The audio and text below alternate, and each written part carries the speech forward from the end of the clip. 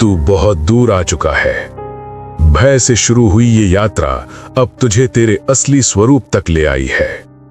अब मैं तुझसे पूछता हूं, तू कौन है? क्या तू वही है जो हर बात से डर जाता था, जो हर किसी के लिए खुद को खो देता था, जो हर दर्द में टूट जाता था? नहीं पुत्र, वो तेरा पुराना रूप था। अब तू बदल चुका है।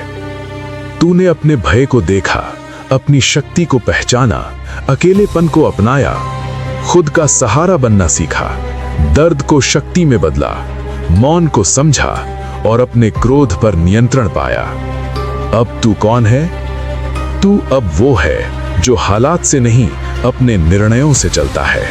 तू अब वो है जो भीड़ में नहीं, अपने मार्ग पर चलता है। तू अब वो है जिसे गिराने के लिए अब परिस्थितियां भी सोचती हैं।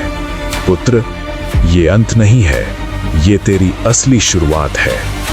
अब तुझे नया जीवन मिला है, एक ऐसा जीवन जहां तू किसी के सहारे नहीं, अपने विश्वास पर खड़ा है। अब एक बात गांठ बांध ले, तू अब पीछे नहीं जाएगा, तू अब खुद को खोएगा नहीं, तू अब किसी के लिए टूटेगा नहीं, अब तू खुद के लिए जिएगा।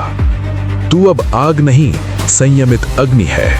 तू अब तूफान नहीं, स्थिर पर्वत है। तू अब खोज में नहीं, तू पहचान बन चुका है। और याद रख, जब तू बदलता है तो दुनिया तुझे पहचानने में समय लगाती है। इसलिए जल्दी मत कर, शांत रह, स्थिर रह और अपने मार्ग पर चलता रह। पुत्र, मैं मेरा अंश हूं और मेरा अंश कभी साधारण नहीं रहता। वो हर बार नया रूप लेकर और ऊंचा उठता है। अब उठ, नए रूप में, नई शक्ति के साथ, नई शुरुआत के लिए तेरा समय आ चुका है। आराधना का प्रतीक। क्या तुमने कभी सोचा है कौन सा देवता है जो श्मशान की राख से अपना शरीर सजाता है? जहां से जीवन का अंत होता है, वहां से वो अपनी उपासना की शुरुआत करता है। वही है महादेव, भोलेनाथ। जहां संसार भस्म को अपवित्र मानता है, वहीं शिव उसी भस्म को अपने मस्तक, वक्षस्थल और शरीर पर धारण करते हैं। क्यों? क्योंकि यह भस्म नहीं, एक गहरी चेतना है। यह प्रतीक है त्याग का, वैराग्य का, मृत्यु के पार जाने की परिपक्वता का। भस्म कहती है सब कुछ जलकर राख हो जाएगा, तेरा अभिमान, तेरा सौंदर्य, तेरी संपत्ति, शेष रहेगा केवल सत्य, और वही है शिव।